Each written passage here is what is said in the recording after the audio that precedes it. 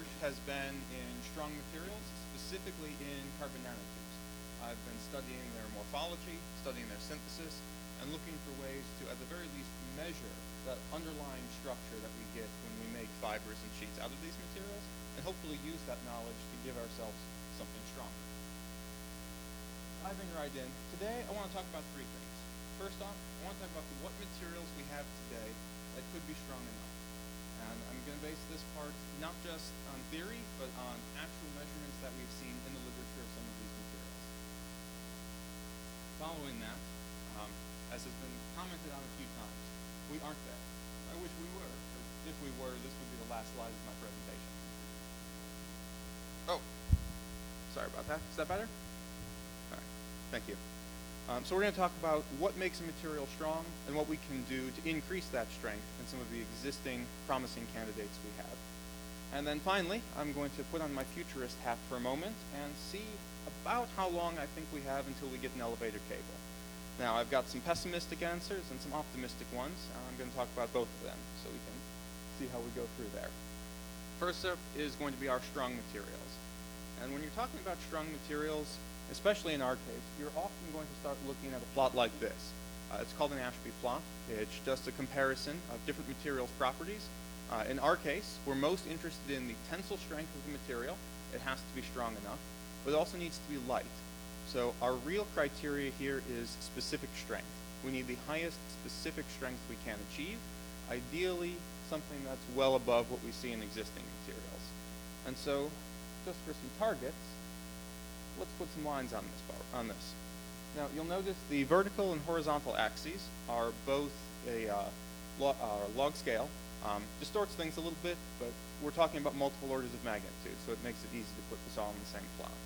And my three lines here, the first one here is this green one. It's what I call an aramid line. Aramids are the strong polymer fibers that we see. It's a little bit optimistic for their specific strength. I've pegged it about 4 megauri, so 4 gigapascals per gram per cubic centimeter. That's taking just about the highest strength we see in aramids and dividing it by their lowest density, which is why you'll notice it's quite a bit above the general polymers, which is where aramids usually fall, or composites, which is where some of the more complex materials we see come. But this is about what we can see in the very near future with conventional materials. If we aren't there right now, we're going to be able to be pretty close. It is, sadly, much below our other targets here for the actual space elevator. I've put up two different conditions. The lower purple line is my pessimistic case. So I've got that as a 20 megauri fiber. Now, pessimistic case, you probably can't build a space elevator at that strength practically. But right around that point, you're looking at a seed mass for your elevator that is comparable to the mass of everything else humanity has put into orbit. And that's based on playing around with some of the spreadsheets a number of our attendees have built over the last few years. So that's not really a practical case, but it's where we're transitioning into a realm of plausibility. We're dealing with masses that have been launched before. We're dealing with strengths that are getting to where we want to be. And, conveniently, we're also substantially better than anything else that there is on the planet at that point. So there's a lot of other industries that become very excited. My top line here is my optimistic line, that black line there. That's 50 megauri. That's where we're starting to talk about a practical space elevator. And I've also selected that line because based on what I've seen in the materials field, and what I'll try and explain over the next few minutes of the talk, that's where I think we're going to end up with the current exciting new materials in research these days. It may take us a while to get there, but we're headed to a number somewhere around there. And before we move on, there's one more point I want to make. I'm sure some of you have noticed I've got CNT threads here. So carbon nanotubes, the most common macroscale material made out of them after you move past those bulk composites where you're mixing powdery material with a polymer or some other reinforcement. You have ordered fibers and sheets and threads made out of carbon nanotubes. And as we'll see later in the talk, though we haven't quite hit industrial production volumes, we can reliably produce material that is on that same order as the strongest we're seeing in industry. And because their production volume is getting high enough for nanotubes that it's not just in the lab anymore, to be fair, it's mostly in very niche applications, very expensive, but where the cost of the material doesn't really compare with the other costs involved. starting to see it in aerospace, for example, in very high-end sporting equipment. So, next bit is our potential materials. I've got 2 up there, there's actually 3. Top dog is still carbon nanotubes. I want to talk about why later, but I want to get them on the map right now. Around that same region, which is why it's not showing up, is a relative of carbon nanotubes, graphene. We're going to talk a little bit about its properties later. It's got some problems, so it may not be practical for the kind of materials we're looking at, but its underlying structure, the basic molecule, does show the kind of strength that we're looking for. And lastly is the newest entry to our field, the boron nitride nanotube. It's got a very similar structure, but instead of being made of carbon, it's made of boron and nitrogen, and we'll cover all of their properties right now. So first up, carbon nanotubes. We've got a model of one here, somewhat inaccurate. A real nanotube has a length about 1 million times its diameter, so my model is not quite accurate, but so that's something other than a line wrapped across the slide, we've taken a reduced section. They're also typically usually capped. They'll have a hemispherical section of carbon atoms at the end, like the model on the table there, actually. But again, having the cap for the models for slides tends to make it difficult to see some of that underlying structure. So we usually slice it off so you can see that it's a nice tube. Now, carbon nanotubes have the highest currently known strength of any material. When you look at the actual molecules, and when we're not talking theory here, we're talking actual measurements made using atomic force microscopy, transmission electron microscopy. You see fibers, you see individual molecules with a strength of between 50 and 100 gigapascals. Now, that's not perfect. They could probably be a little bit better based on some of the theory we've seen. And I know that's a big range. The reason I put that is we're trying to measure the tensile strength of a molecule, which means I have a molecule, I grab the ends of it, I pull it apart. As you can imagine, this is an incredibly difficult measurement to make. So some of our real estimates have a bit of a scatter on them. But even with that scatter range, we still see the strongest material we've got in the world. They've got a good density for our application as well. Most of the nanotube materials you see out in the wild are right around 1 to 1.1 grams per cubic centimeter, comparable to water. In theory, you can push that higher, get them to about 2 or 2.1 grams per cubic centimeter. In practice, that's very, very difficult because it requires incredible control over each and every molecule in your material, not just in their size during synthesis, but also in their placement during production. And we're very good at moving molecules around, but we're not quite at the point where we can place each and every one of them in a perfect spot. So we're usually around 1.1. The reason I've got variable conductivity up here, that's what's driving research in nanotubes right now.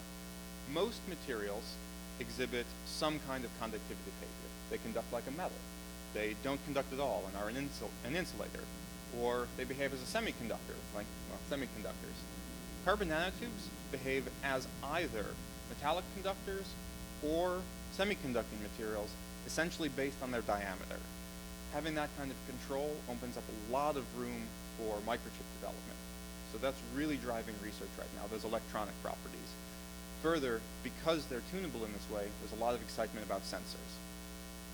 The other big driver for nanotube production, and it's not helping us because it's a disordered material, but nanotubes have a tremendously high surface area. So right now, you're actually producing nanotubes by the ton worldwide for use as catalyst supports in the chemical industry, comparable to the way people use zeolites, which are one of those, the most important material you've never heard of. They have an incredibly high surface area. They're absolutely vital for making the products we use absolutely every day, but they're behind the scenes, so we almost never actually see them ourselves. It's only the engineers and the technicians working with them who encounter them. And nanotube production has really increased recently because of that. That high surface area is very desirable from a chemical synthesis perspective, from a catalysis perspective.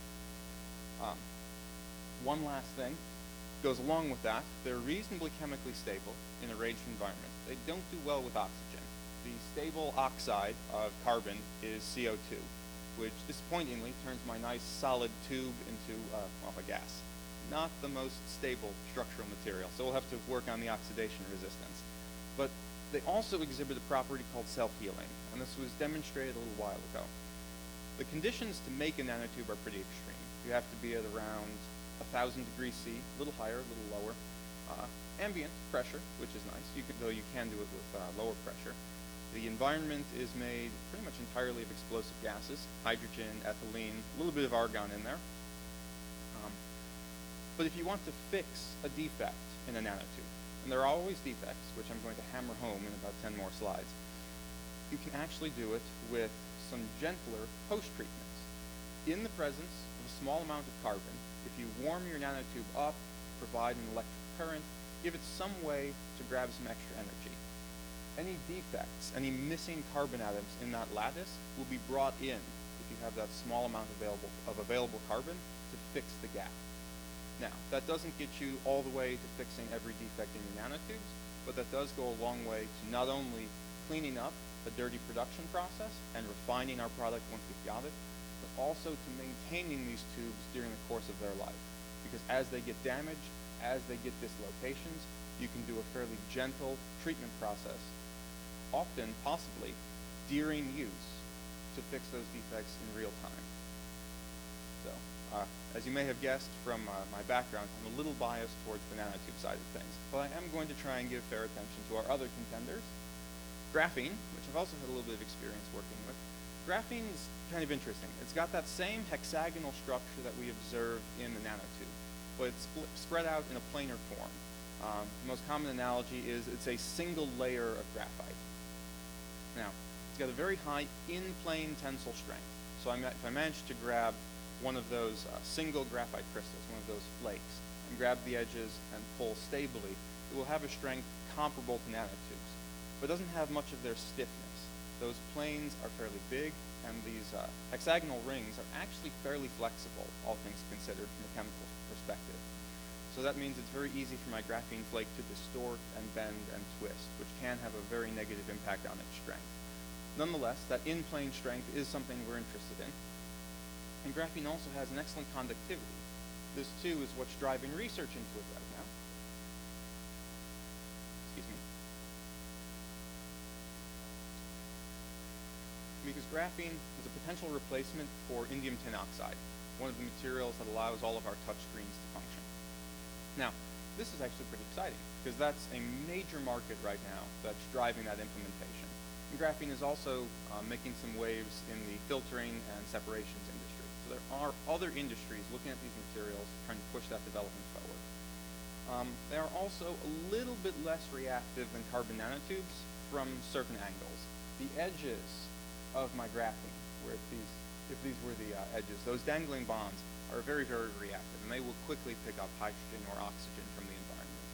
Once they do, however, the in-plane material is very stable. Nanotubes have that nice curvature to them, which imparts a lot of strength and a lot of resistance to outside forces, but it also stresses the carbon bonds in the material. So they end up being a little bit more reactive because they're at a little higher energy. It's not a big difference, but these small differences in energy and reactivity can end up having profound consequences because most of them follow exponential laws rather than linear ones. And of course, boron nitride nanotubes, the newest contender in the field. Very similar in structure to our carbon nanotube. Again, I have this hexagonal lattice, but in this case we have alternating boron and nitrogen atoms, which are one above and one below carbon on the periodic table. So it has a very similar density to our nanotubes, very similar structure. In this material, though, boron nitride is essentially a ceramic. It's incredibly chemically stable. It basically doesn't oxidize until conditions where most materials stop being solid anyways. Even if it does, there's a lot of structural strength going on there, so it resists the progression of that oxidation. As I mentioned, density is comparable. They're an electric insulator, which for certain regions in our elevator may or may not be important. There have been some concerns about interactions with magnetic fields and with other charged fields. Being able to insulate our structure does have some potential benefits. And perhaps most important, they're incredibly radiation resistant. Nanotubes are pretty good at handling radiation, but nowhere near what we see with boron nitride. It's an excellent radiation shield for just about all kinds of radiation. High energy photons, alpha particles, beta particles. It can still take damage and break, but it's much more resistant to those effects than nanotubes and other carbon structures. just a consequence of the bond structure we see between the boron and the nitrogen. Okay, as you've probably expected, there's a catch coming on. I did put up 3 materials that are in our target realm and didn't end my presentation there, so there's a bit more to it.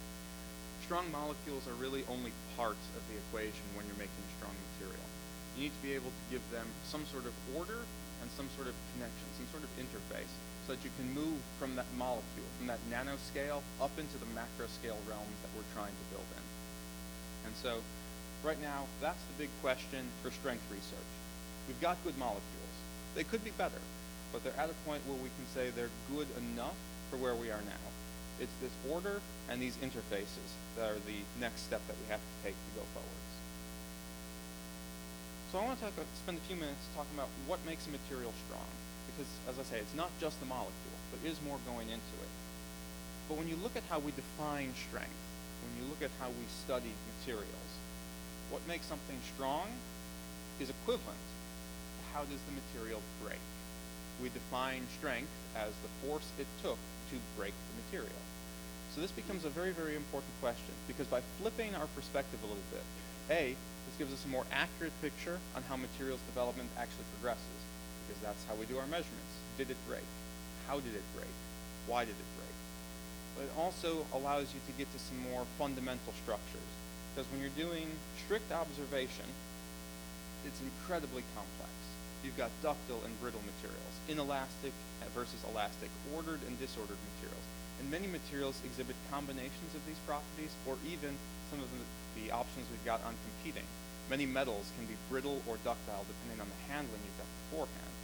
And you see all sorts, there we go, of these complex strain to failure curves. You've got some brittle materials over here. They have what we would call an elastic regime, wherein as you stress them, they will stretch a little bit, and if you let go, they will bounce back to pretty much where they were before. It's a fairly narrow strain for these brittle materials and for the very strong materials, but they tend to be able to handle very, very high stress. And when you get that end point, where they get to that breaking stress, it just cleaves right through, comes apart. You've got most metals coming in down here. They too have a bit of an elastic regime, as I'm sure some of you are aware, but they also undergo some plastic deformations towards the end, where they've hit a strain where they can no longer rebound to where they started with. And this is another very common failure mechanism. And the last one here is much more of a polymer curve, where you see elastic and inelastic behaviors. As you're stretching, for a while it can bounce back, then it hits a point where it really can't, but where you also gain some strength because those molecules are now locking into each other. This is an incredibly complex picture if you're looking at the vast array of materials. But these are all macro scale phenomena, and this is good. We want a macro scale material. We use charts like this to develop devices based on materials we have. But that's not our problem right now. Our problem is developing a material that can hit our properties. And so that's where we have to start looking at these charts from a more hierarchical perspective. And so we've got just a metal over here. Let's say it starts out like as an I-beam. I have a nice steel I-beam. That's our macro scale material. And that's why we have those complex charts, so that we can say this is how this steel beam will behave under these conditions. And this is how we know whether it's strong enough or whether we need a different steel or a different material entirely. But if I'm looking at improving it, I need to zoom in a little closer. What does that structure look like? And as many of us are probably aware, if you get close enough to your metal, you'll end up seeing this grain structure start appearing, where you have individual metal crystals that are themselves often not perfect, but very, very good crystals. But they have different orientations, different angles with respect to each other, oftentimes different compositions. This image too can get very complex, but you can start to see hierarchies evolving. I have my macro scale material, I have its lower level constituents, and I also have a nanoscale that often gets left out when we're talking about metals. In between each and every one of these grains, you can see the grain lines. Now these are exaggerated by acid etching, but the reason they can exaggerate is that there's a very fine layer of amorphous metal, typically 5 or 10 atoms thick, that binds all of these grains to each other. And that, taken together as the whole picture, I have my macro scale material that's made of some smaller structure that is actually providing the properties I'm interested in, and that smaller structure is held together by yet a third material, often at a lower scale, that allows each of those individual grains to contribute their strength to the overall beam. Now, I've got these scales listed here in terms of length, and for metals, this is fairly accurate. Different hierarchical materials will still have these levels of scale, but they may be at different dimensions. Polymers, for example, their microscale equivalent is actually on the order of about 10 nanometers. Their nanoscale equivalent is actually on the order of about 1 angstrom. So what I'm trying to get across here is that hierarchy is present and is in fact where material strength arises from. The particular dimensions at which that hierarchy takes place may vary material to material, but that hierarchy is the key. So that's how materials behave. That's what holds them together. That's how they change. How do they break? It's a little naive, but this is actually what breaking is. Materials break when their atoms move too far apart. They can't come back together. The bonds stretch too far, they break. In the case of metals, you get shifting in those grains so that an amorphous layer starts to fail. In composites, you'll have also failured interfaces, but you may also see breaking in matrices and such. But ultimately, crack propagation. So when we're looking at materials breaking, we're just about always talking about crack propagation. Now, every material has defects. Some of them are large. During the machining of that material, you may have a rough edge or a burr or a little chip.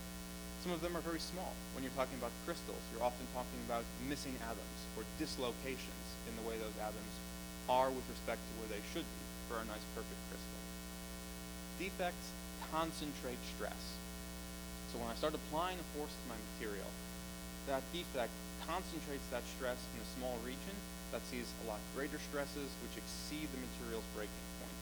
That causes the crack to propagate, ultimately breaking the material.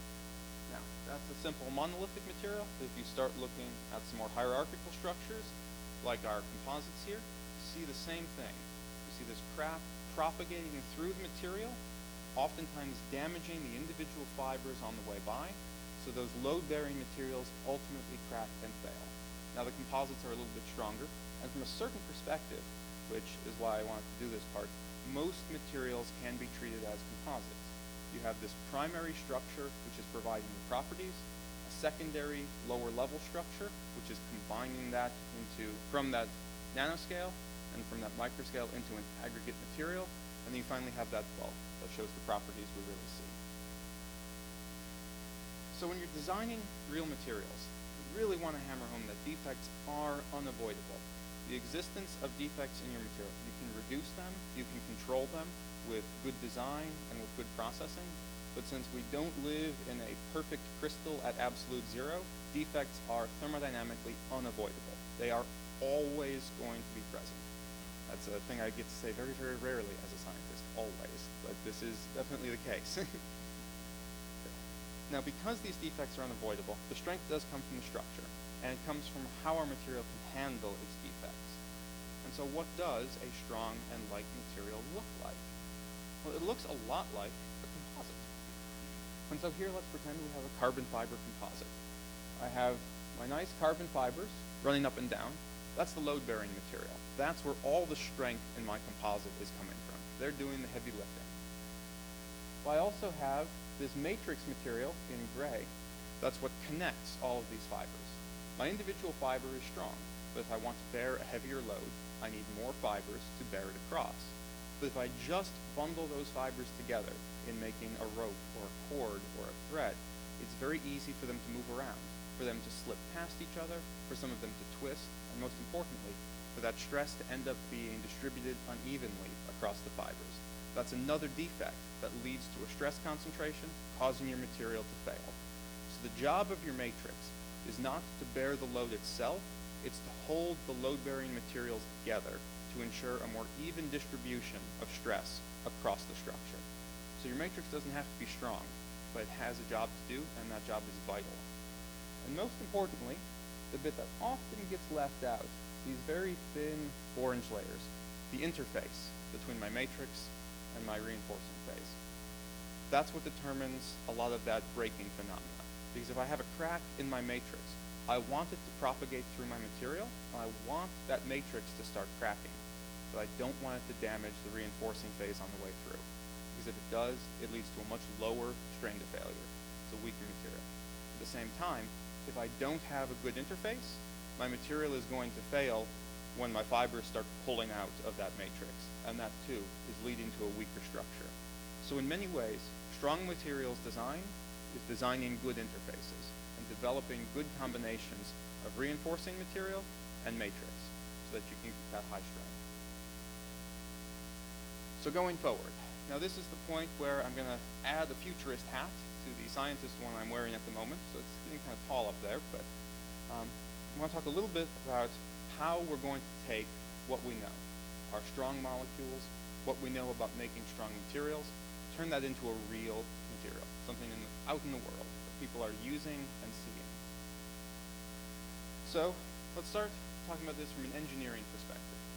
We've got 3 core materials that exhibit the kind of strength we want to see. Excuse me. We've got the boron nitride nanotubes, not as strong as carbon, but still a good material, our graphene, and our carbon nanotubes. Boron nitride, I really like this material. It's got the same kind of strength you see in nanotubes, albeit a little bit lower, but it's got radically different other properties in its radiation resistance and its insulating properties. It's a great material to keep an eye on. It's also a very young material. People have only recently started making it in quantity. Most of the quantities being produced are disordered materials, powdery, and they still have a lot of impurities. We're still working out the synthesis process for boron nitride tubes, so you tend to have a lot of elemental boron left in the mix, and that can be very difficult to strip out. Having said that, work on strength just beginning. There's a lot of promise here. It's young, but its different properties allow us to solve some problems with our ribbon in different ways, and while it is young, it shows the same kind of promise in our other candidates. So this is a material to watch, but it's not quite where we need it to be yet. We've got graphene. I like graphene. My lab does a lot of work with it. It's very easy to induce defects. Remember before I mentioned it's kind of, for want of a better term, floppy? I've got these big flakes that can twist and bend. All of that stress can very easily induce a defect in that graphene flake. They do have a self-healing mechanism, similar to nanotubes. This appears to be a carbon thing. Biggest issue for me is even as excitement in graphene grows, and if you've watched the news recently or read Scientific American, you know there's a lot of excitement around graphene. Even if graphene ends up being in every device every one of us carries, production volume is just not going to go that high right now. Graphene is really exciting because of the properties it gives us when it's 1 to 5 layers thick. So, if you want to do a quick envelope calculation, feel free to tag along. I'm not going to go through the math, but I did this before coming here. If you take your cell phone out, you get a rough surface area. You know about how many people on the planet have a cell phone. So let's say I replace every cell phone screen on the planet with a graphene-based one. The total amount of graphene involved in doing that is about 15 kilograms, which is awesome because that's really great from the electronics perspective. But it means that even as graphene comes into its own, and even as it starts to enter that common material realm, the very nature of how graphene derives its properties keep its production volume low. So until someone develops an application that needs a lot of graphene, and that could be us, but it's more likely going to have to come from much more general industries, looking at perhaps composites, or perhaps filter materials, or graphene does have some electronic shielding properties which are very interesting. Until someone comes up with something that needs a lot of graphene in the bulk, not just a lot of graphene by surface area, which is not going to see production volumes. So I'm going to say graphene's a material to watch, but we're going to learn most of what we need to about it just from piggybacking on keeping an eye on nanotubes. So keep it in your mind, but it's not our winner yet. Which brings us to nanotubes. They don't have a lot of defects right now. When you measure the molecules, you're getting pretty good results compared to the ideal and theoretic strength. They have a self-healing mechanism, allows us to repair them online and refine them after we synthesize them. We've got high production volumes. Now, most of those high volumes are in the disordered part of the nanotube market, but the organized nanotube market, where we're making arrays, where we're making threads and sheets, is starting to come into its own. We're starting to see small companies that are producing relatively large quantities of these materials, on the order of 10 kilograms or so. And the market for disordered materials is measured by the tens of tons. So we've got basic synthesis on nanotubes down. It's figuring out how to use them properly. So we've got a good roadmap for scale up here. So I'm still giving the victory to carbon nanotubes. They're ahead of the game. They've got the properties we need. It looks like they have the variability that we need. And we found a lot that we can do to control those properties. So it's just a matter of figuring out how to make that nanotube into that bulk material. But let's talk a little bit more about the strength of those bulk materials. This plot here, I've got years on the axis, tensile strength, so not specific strength, just the tensile strength of the nanotubes on the vertical axis. These are the high, low, and median values published in, frankly, just about every paper dealing with carbon nanotube strength for the last 15 years. There's about 75, 80 papers going into this, as well as a few others that provided very exciting numbers, but had some methodology concerns that I left them off the plot because they kind of distort the overall picture. But this is what the average looks like. And this is a linear trend line fit to that trend in strength. Now, because we're on a log plot, it doesn't look really impressive, but it means over the last 15 years, from when we started with our organized nanotube materials to where we are today, this paper was actually published last month, we've seen about an order of magnitude increase in strength. Not quite, but close enough that I'm willing to round up for predicting the future purposes. So it's good progress. It's not as good as we'd like, but we're looking at an order of magnitude in 15 an order of magnitude in 15 years. If we're able to keep going, that could be good. Now, unfortunately, that does mean if we're looking at a linear trend, we're talking about a century until we get to a practical elevator. But I don't think we're going to follow a linear trend. The linear trend is my pessimistic case.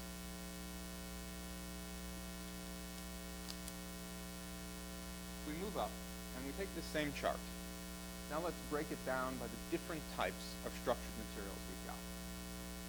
We've got CNT fiber composites.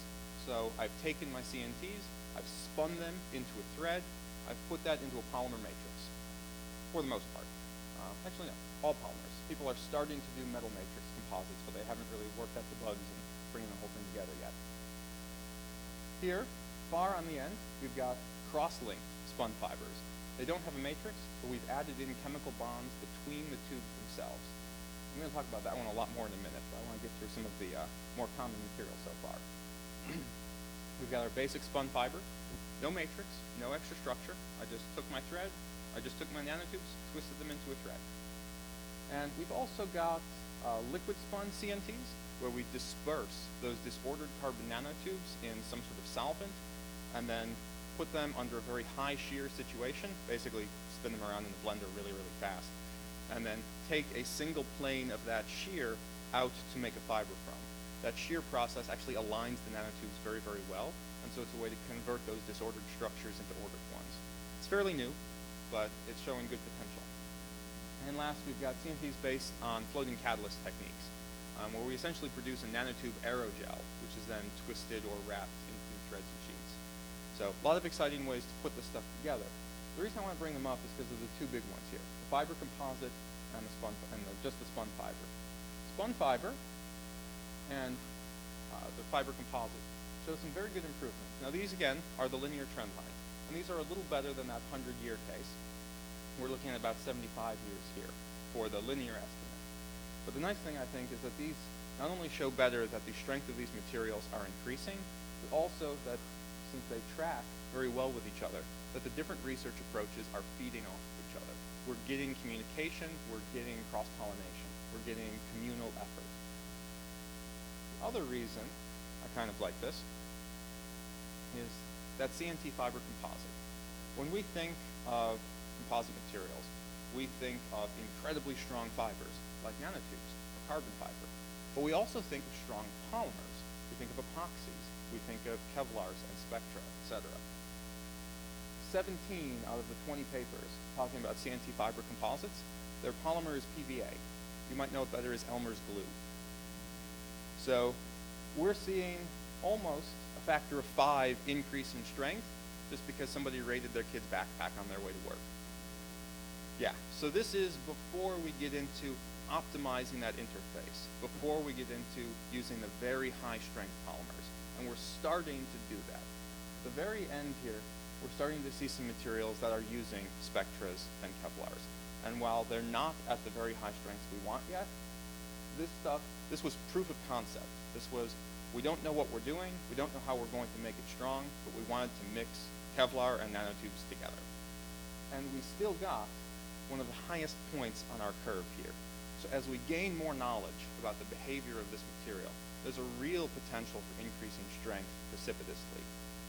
And that's why I wanted to spend the last little bit here talking about our spun cross-linked materials. They're all right here, the little green dots. The publications came out last year. There are a few labs working on them, mine included. We're hoping to start publishing some more on that soon. The idea here is, for an elevator, or for any strong material, you want as little matrix as possible. The matrix is the weakest part of your material. So if your material is all matrix, your reinforcing phase isn't doing that much. But you need enough to hold everything together. With most conventional polymer composites for CNTs, you're just mixing the polymers and nanotubes together.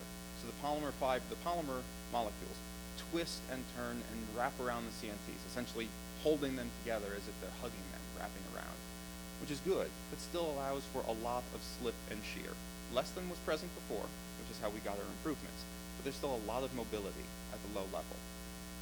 With our cross-linking here, we have bonds directly to the nanotube surface, and because of the way we achieve this cross-linking, we can control the number of sites that are available for cross-linking.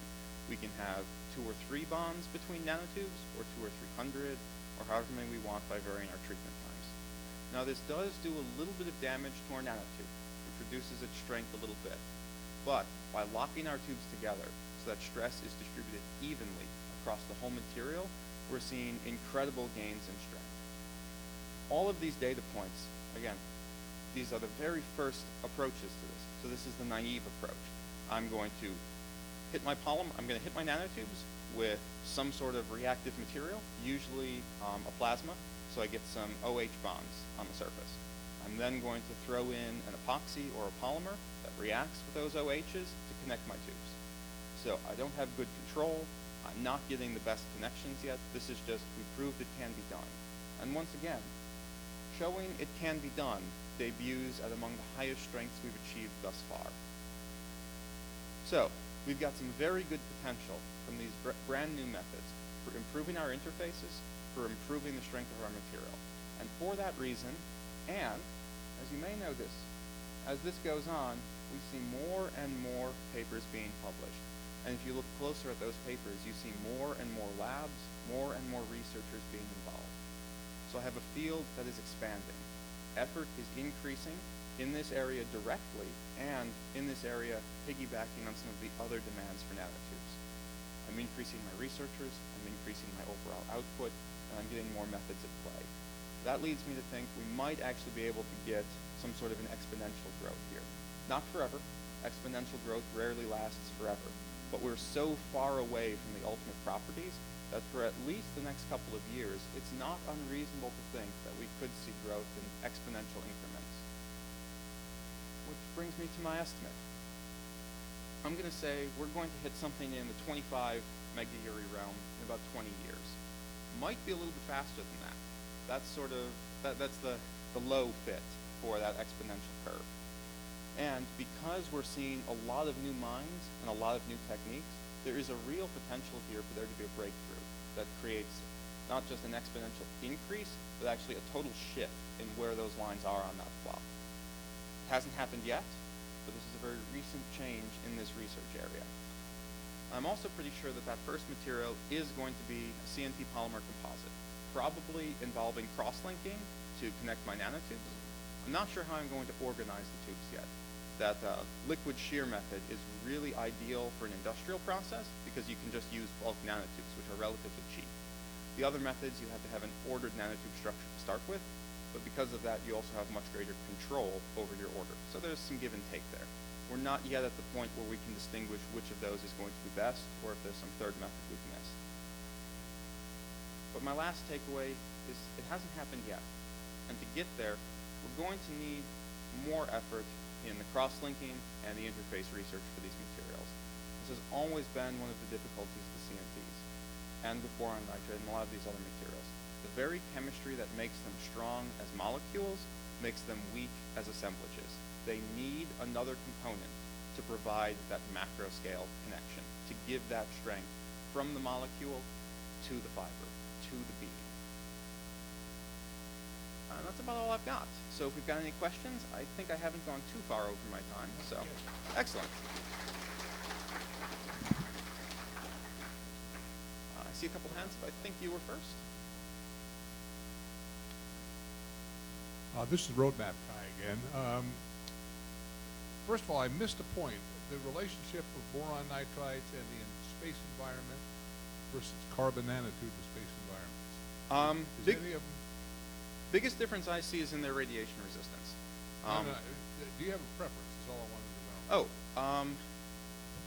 I freely admit I'm more of a materials guy than a space guy. Fair I'm enough. here because I think space is really cool. From what I know of the environments we see between the surface of the Earth and geosynchronous orbit, there are different regions wherein one or the other of these materials would be preferred. There are Okay. oxidizing regions. I suspected as much. Yeah. Sorry to cut you off. No, that's fine. The notion is, I've been wondering ever since I met Brian 3 years ago as to whether carbon nanotube or any other particular thing is necessary or is the basis of the cable, all the way up. Can we have like carbon nanotubes here and something else here? Potentially. Okay. If I had to be a little bit more predictive based on some of the details that we've seen, I'm saying we're going to have that carbon nanotube ribbon, but in regions where we have radiation or oxidation concerns, we'll probably plate it with our boron nitride to provide protection. It won't cost us too much strength, and it will give us much better longevity. Have you imagined the demo? Not yet. Sorry. We are working on it, but again, we're just getting the nanotube materials together, and folks are still working on how to organize the boron nitride. So we haven't been able to make a proper layered material yet, but that is coming. We're working with some labs that are doing a lot of boron nitride synthesis, and we're hoping to get some good collaborations going to try and get some of these more complex polymers and these more complex composites, coming together. But that's not our next step, but that's probably step 2 or 3 from where we are now. Next question. Either for the CNTs themselves or the composites, do you have any numbers available for the response to transverse forces or shear? Those numbers do exist. I was doing some reading on them beforehand. To be honest, I was a little crunched for time with what I had planned to present, so I don't have slides prepared on that. But there are people who have been doing some of those shear measurements because, as I mentioned, one of the big questions in making these macroscopic nanotube materials is how they interact with each other. And nanotubes, when you look at just the raw fibers, where I've got just nanotubes put together, I pull them apart. So I dig out my electron microscope and take a very close look at the end of that fiber. I notice something very interesting. None of my nanotubes break. What's happening is that we're hitting a point where the uneven distribution of stress causes some of the nanotubes in less dense regions to slip past each other. That puts more stress on the rest of the material, causing the next lowest density regions to slip. So our failure here is a shear failure. It's not the molecules themselves. It is the interface that's killing us. Thanks. Yep. Okay, Brian. So it's 15 years in the future, and we're really good at controlling interfaces and controlling alignments and that. So Sure. you have 2 composites you're working on. One, you've been able to line up the carbon nanotubes. Yep. This bare carbon nanotubes up against each other, just as tight as can be. And the other one is you have your best interface material, and you've got your things all lined up. Right. Which one's stronger? And why? That's going to depend a little bit on the density. if I get truly perfect control over my nanotubes, then every nanotube in my material will have the same diameter. That means that in my thread, they will pack hexagonally. So they will all be very, very close to each other. And the reason nanotubes often see shear failure, where they slip past each other, is because, to be honest, they're pretty self-sufficient. They don't really feel the need to interact with their neighbors. But there is still a weak interaction there. And that interaction scales with length, and it scales with distance. It gets a lot stronger as you get closer, and if you have a much, much longer fiber, you have more of an area for that interaction to take place. So if I'm able to get a perfectly ordered material of incredibly long nanotubes, it may be able to edge out the composite approach. But there are not only a lot of ifs in there, I had to use the word perfect a lot. So I'm more comfortable saying that the composite approach is going to be better because it doesn't require me to say perfect very often. That said, the ideal model probably is the very long, very dense nanotubes. Thank you, Mark, for the very interesting talk. So I just want to ask a bit about the interface material. Will that need to have spare carbon atoms lined up in it for the self-healing? And would the self-healing go through to a production or end use of, let's say, a nano ribbon? I'm just kind of interested in how the sort of self-healing, how important that is for the end product that you make. Well, that's an excellent question. Right now, the approach that we've been taking, we not being just me and my colleagues in the lab, but in the wider field, is that if we're going to do this sort of self-healing, we're going to want to do the initial round of it right after we make our material. We use a high temperature annealing furnace or a more modest temperature annealing furnace with some making some carbon atoms available, probably just as pure carbon. We deposit some amorphous carbon on that. The high temperature will do two things. It will heal those defects. It's much higher than we need, but the reason we go for that higher one is so that after we heal the defects, the remaining amorphous carbon can be driven off by that high temperature. So in this way, we can repair a lot of certain defects, a lot of the missing atoms, a lot of the carbon bonded to oxygen or hydrogen defects. There are some other more fundamental defects that have to do with, say, the existence of one of our bonds gets rotated. So instead of having a hexagon and a hexagon, we have a 5-membered ring and a 7-membered ring connected. These defects do also have an influence on strength. That particular one, the stone whales defect, actually introduces a necking behavior in our polymer, in our nanotubes. So they no longer fail as brittle materials, they start to fail as ductile materials at the molecular level. And there's still work that needs to be done on controlling those, but we also see good progress with using, again, high temperature annealing. Because if we control the temperature just right, the most energetically favorable crystal structure is, in fact, that hexagonal lattice in that tubular structure. So it's a matter of controlling the thermodynamics and controlling the concentrations in the reaction environment. So we'll see the heavy lifting done before it leaves the synthesis facility. The reason I like it is because if we can include, as you say, a little bit of extra carbon in that polymer matrix, in that cross-link structure, it won't really be enough to change the effective specific strength. It will reduce it a little bit, but by fractions of a fraction of a percent. But that means that if we find that a region has been taking a lot of damage, we can essentially go over it with a very good iron, warm it up a little bit, and cause those carbon atoms to smooth back out. Now, I do want to stress that is a fairly new approach. People have only been doing this kind of healing for about 5 years, because that was about when it was observed. And there aren't many facilities that have access to furnaces that can do all the different heat levels. So this is still somewhat speculative. This is one of those, we know it can be done, but I'm not entirely confident that this is the best way to do it. But that's, to answer your question, that's the process I would expect to see. One more question. Sure. So I was wondering if you could comment on potential concerns of the public of carbon nanotubes exhibiting the same kind of behavior as asbestos, causing mesothelioma. Excellent and question. If potentially the composite with polymers maybe could address some of those problems. Right. That is an excellent question, and you'll forgive me if I have a little bit of a speech prepared for this. I run a number of labs at our university that are related to carbon nanotube synthesis. And because this is a very new environment, a new material, we feel it's necessary and we feel it's important, and not only do we feel, but the law requires, that we be able to provide some information about the health and safety effects of nanotubes.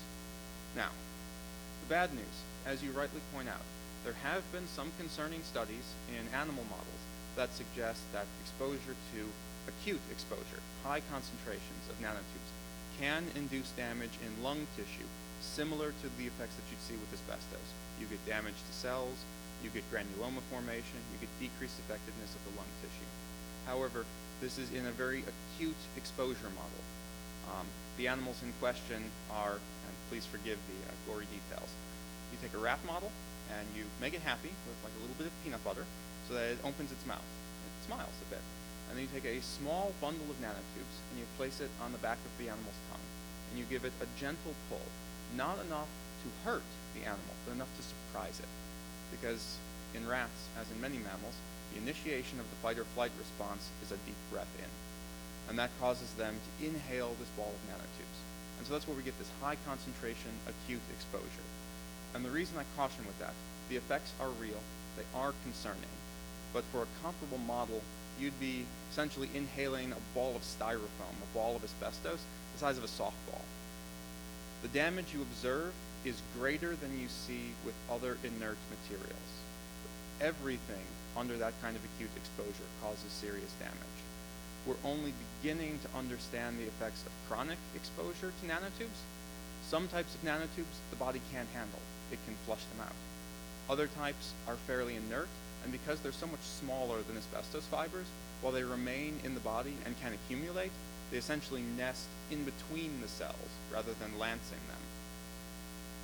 But there is still a lot of questions there. We discovered nanotubes 25 years ago. Officially, the discovery actually goes back to 1955 with a couple of Russian gentlemen. But they didn't know what they were looking at, and they were only published in a microscopy journal behind the Iron Curtain. So we didn't figure out that they'd found nanotubes until about 4 years ago. So the big work in the early 90s is still the more common citation. But it's only in the last 2 to 3 years that we've had environments producing enough nanotubes where we can even start to test chronic exposure. So we just don't know yet.